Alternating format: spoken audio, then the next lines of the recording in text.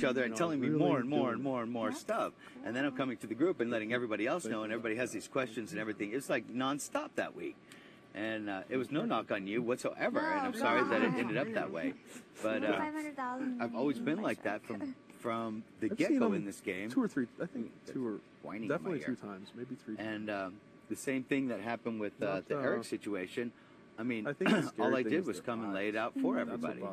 And, you know, everybody flipped on me and Danielle.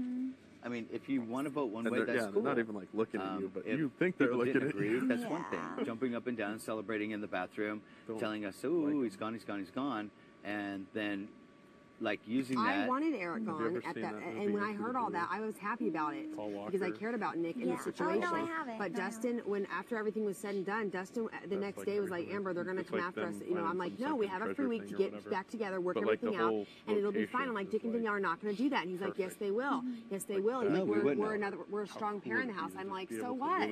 I'm like, "So are they in a sense." I'm like, "So you can't look at it like that." And Dustin was like, "Well," he's like, I go, "You already gave me your word. We're going to get ERic out this week." End of story.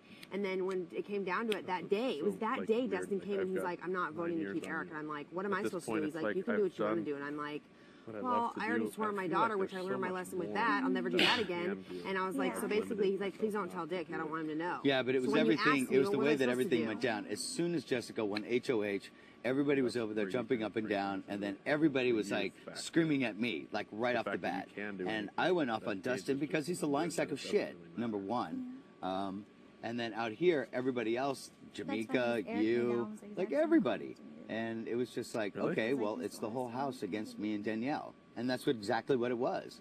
And we went on the block, and we ended up surviving it.